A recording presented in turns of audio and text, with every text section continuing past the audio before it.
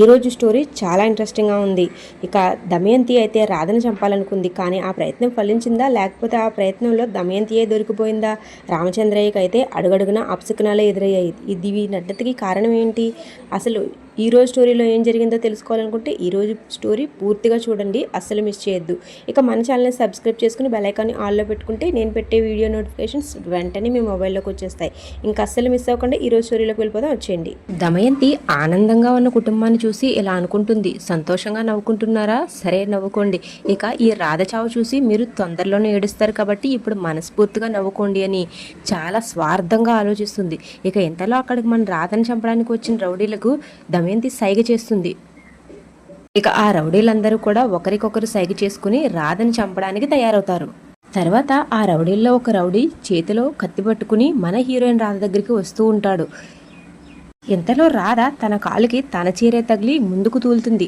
వాళ్ళు తన తలపై ఉన్న బోనాన్ని గట్టిగా పట్టుకుంటారు. ఇక విక్రమ్ కృష్ణ ఇంకా సునంద ఇలా అంటుంది, ఏంటమ్మా చూసుకోవాలి కదా, ఇంటి దగ్గర ఎత్తిన బోనం అమ్మవారికి చేరేలోపు నేల పడితే చాలా అరిష్టం, జాగ్రత్తగా ఉండమ్మా అని చెప్తుంది. దానికి దమయంతి ఎలాగా అరిష్టం జరగబోతుంది కదా, దానికి ఇది సిగ్నల్ అన్నమాట అని చెప్తుంది. తర్వాత ఇంట్లో వాళ్ళందరూ కూడా మన హీరోయిన్ రాధకి జాగ్రత్త చెప్తారు. మళ్ళీ దమయంతి మనసులో ఇలా అనుకుంటుంది, మీరు ఎంత జాగ్రత్తలు చెప్పినా తొందరలోనే చిట్టి చనిపోబోతుంది. ఇక ఈ చిట్టియే రాధా అన్న విషయం, రాధే చిట్టి అన్న విషయం ఇంక ఎప్పటికీ తెలియదని మనసులో అనుకుంటూ ఉంటుంది. ఈ రౌడీలు చాలా ప్రయత్నం చేస్తారు, కానీ ఏదో ఒక అవాంతరంతో మన చిట్టిని పడవడం అయితే కుదరదు వాళ్ళకి. తర్వాత వాళ్ళు ఇలా అనుకుంటారు, ప్రస్తుతానికైతే గుడిలోకి వెళ్ళిపోయింది, ఇక బయటకు వచ్చిన తర్వాత ఎన్ని అవాంతరాలు ఎంతమంది అడ్డొచ్చినా సరే దాన్ని చంపే తీరాలి, రెడీగా ఉండండి అని చెప్తాడు. తర్వాత మన హీరోయిన్ రాధ సక్సెస్ఫుల్గా అమ్మవారికి బోనం సమర్పించేసుకుంటుంది. తర్వాత అమ్మవారిని, నేను ఈ కార్యక్రమంలో ఏదైనా తప్పు చేసి ఉంటే నన్ను మన్నించి నా కుటుంబాన్ని ఆశీర్వదించు అని కోరుకుంటుంది. ఆ అమ్మవారిని అయితే వీళ్ళిద్దరూ, ఈ రాధాకృష్ణులిద్దరూ ఎవరికి నచ్చినట్టుగా వాళ్ళు కోరికలు కోరుకుంటారు. ఒక పక్కన రాధ ఏమో నేను నా భర్త కలిసి జీవితకాలం ఉండేలా ఆశీర్వదించు అని రాధ అడిగితే, ఇక మన హీరో విక్రమ్ కృష్ణ అయితే 6 నెలలు పూర్తయిన తర్వాత ఏ ఆటంకాలు లేకుండా రాధ నా జీవితం నుంచి వెళ్ళిపోవాలని మన హీరో విక్రమ్ కృష్ణ కోరుకుంటాడు. కానీ దైవ నిర్ణయం ఏముందో వీళ్ళిద్దరికీ తెలియదు కదా. ఇక మనసులో ఎవరికి నచ్చిన కోరిక వాళ్ళు ఆ అమ్మవారిని మనస్ఫూర్తిగా కోరుకుంటారు. తర్వాత రామచంద్రయ్య కొబ్బరికాయ తీసి పూజారి గారికి ఇవ్వబోతాడు. ఇంతలో తన చేతిలోంచి కొబ్బరికాయ జారిపడిపోతుంది. దానికి రామచంద్రయ్య చాలా బాధపడుతూ, ఇప్పుడు కొబ్బరికాయ నా చేతిలోంచి జారిపోయిందంటే నేను కోరుకున్న కోరిక కూడా ఇలాగే జారిపోతుందా, అది కూడా నెరవేరదా అని అడుగుతాడు. దానికి అక్కడున్న పూజారి గారు మన రామచంద్రయ్యకి చాలా ధైర్యం చెప్తాడు. ఇలాంటివన్నీ పట్టించుకోకండి, అమ్మవారు ఎప్పటికీ మంచి చేస్తారు అని చెప్తాడు పూజారి గారు. తర్వాత ఇక మన రామచంద్రయ్య తన చెంపలు వాయించుకుని ఇంకొక కొబ్బరికాయ తీసుకురావడానికి వెళ్తాడు. మళ్ళీ దమయంతి తన మనసులో కుట్రగానే ఆలోచిస్తూ ఉంటుంది. తర్వాత పూజారి గారు మన హీరో విక్రమ్ కృష్ణకి, బాబు ఈ కుంకుమ నీ భార్య నుదుటిని పెట్టావంటే నీ భార్య కలకాలం పసుపు కుంకుమలతో వర్ధిల్లుతుంది, నువ్వు ఈ కుంకుమ తీసుకుని నీ భార్యకి పెట్టు అంటాడు. కానీ మన హీరో విక్రమ్ కృష్ణ మాత్రం పాపం ఆలోచనలో పడిపోతాడు. కుంకుమ అయితే చేతికి తీసుకుంటాడు తప్ప పెట్టడానికి చాలా ఆలోచిస్తాడు. ఇక సునంద నందగోపాల్ కూడా మన హీరో విక్రమ్ కృష్ణని బలవంతం చేస్తారు. పాపం మన హీరో విక్రమ్ కృష్ణ అందరి ముందు బొట్టు పెడితే బాగోదేమో కదా అని వంక చెప్తాడు. తర్వాత ఇక చేసేదేమీ లేక ఇష్టం లేకపోయినా సరే మన హీరో విక్రమ్ కృష్ణ అయితే రాధ నుదుటిన తిలకం దిద్దేస్తాడు. తర్వాత రామచంద్రయ్య కొబ్బరికాయలు అయితే తీసుకువస్తాడు. కానీ పాపం తర్వాత పూజారి గారు హారతి ఇచ్చి సరిగ్గా రామచంద్రయ్య హారతి తీసుకునే టైంకి ఆ హారతి కూడా కొండెక్కేస్తుంది. అదేనండి, ఆరిపోతుంది. దానికి పాపం మన రామచంద్రయ్య మళ్ళీ చాలా బాధపడతాడు. తర్వాత మళ్ళీ పూజారి గారు, గాలికి ఆరిపోయింది, దానికి మీరు ఇంత బాధపడకండి అని చెప్తాడు. కానీ కుటుంబంలో అందరి మనసులు చాలా కలత చెందుతాయి. ఎందుకు ఇలా పదే పదే జరుగుతుంది అని వాళ్ళు ఆలోచనలో పడతారు.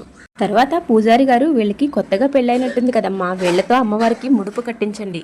కొత్తగా పెళ్ళైన వాళ్ళు అమ్మవారికి ముడుపు కడితే వాళ్ళు చాలా సంతోషంగా జీవితాంతం కలిసి ఉంటారు, ఇక పిల్లా పాపలతో వర్ధిల్లుతారు, వీళ్ళతో ఒక ముడుపు కట్టించండి అని చెప్తాడు. ఇక పూజారి గారు చెప్పిందే తరువాయనట్టు సునంద అయితే వీళ్ళిద్దరిని ముడుపు కట్టించడానికి పంపిస్తుంది. తర్వాత ఆ ముడుపు దగ్గర కూడా మన హీరో విక్రమ్ కృష్ణ ఇంకా మన హీరోయిన్ రాధ విడివిడిగా వాళ్ళ కోరికను ఆపోజిట్లో కోరేసుకుంటారు. అదేనండి, మన హీరోయిన్ రాధ అయితే తనను భర్తగా అంగీకరించాలని, మన హీరో విక్రమ్ కృష్ణ అయితే తను తొందరగా ఇంట్లో నుంచి వెళ్ళిపోవాలని కోరుకుంటారు. తర్వాత పాపం మన హీరోయిన్ రాధ ముడుపు కట్టబోతుంటే తనకి ఆ ముడుపు కట్టడానికి ఆ కొమ్మలు అందవు. తర్వాత వీళ్ళందరూ బలవంతంగా మన హీరో విక్రమ్ కృష్ణని ముందుకు తోస్తారు. ఆ ముడుపు మన రాధకి అందడం లేదు, నువ్వు ఎత్తుకుని తనతో ముడుపు కట్టించు అని. దానికి మన హీరో విక్రమ్ కృష్ణ నిరాకరించిన మెజారిటీ కట్టించడానికే ఉంది కాబట్టి ఇక మన హీరో విక్రమ్ కృష్ణ అయితే పాపం ఏమీ చేయలేకపోతాడు. తర్వాత వీళ్ళు ముడుపు కడుతుంటే ఎక్కడ వాళ్ళు అక్కడికి గప్చిప్గా వెళ్ళిపోతారు. తర్వాత మన హీరో విక్రమ్ కృష్ణ రాధను దించి రాధను తిడతాడు. నువ్వు బోనం ఎత్తడమే నాకు ఇష్టం లేదంటే మళ్ళీ ముడుపు కూడా కట్టిస్తావు అని తనపై కోపడతాడు. తర్వాత విక్రమ్ కృష్ణ రాధతో ఇలా అంటాడు, నువ్వు ఈ పూజలు పునస్కారాలు ఎన్ని చేసినా నువ్వు అనుకున్నది జరగదు, నా మనసులో నీ మీద ఉన్న కోపం పోదు రాధా అని చెప్పి కోపంగా అక్కడి నుంచి వెళ్ళిపోతాడు. కానీ వీళ్ళిద్దరి మాటలు రామచంద్రయ్య వినేస్తాడు. తర్వాత రామచంద్రయ్య విక్రమ్ కృష్ణ దగ్గరికి వెళ్ళి, అసలు నువ్వు ఏం చేస్తున్నావురా, ఇంత నాటకాలు ఎప్పుడు నేర్చుకున్నావు, నువ్వు నీ భార్య మాట్లాడుకున్నది మొత్తం నేను విన్నాను అని చెప్తాడు. ఇక మన హీరో విక్రమ్ కృష్ణ అయితే చాలా షాక్ అవుతాడు. అలా ఈ రోజు ఎపిసోడ్ అయిపోతుంది. ఇక రేపటి స్టోరీ అయితే మరింత ఇంట్రెస్టింగ్గా ఉండబోతుంది. రేపటి స్టోరీలో ఈ రౌడీలు మన హీరోయిన్ రాధకి చుట్టుముట్టేస్తారు. ఇక తన చేతిలో ఉన్న కథతో మన హీరోయిన్ చేతిని కూడా కట్ చేస్తారు. ఇక తర్వాత మన హీరోయిన్ పొడిచేలోపే రేపటి ఎపిసోడ్ అయిపోతుంది.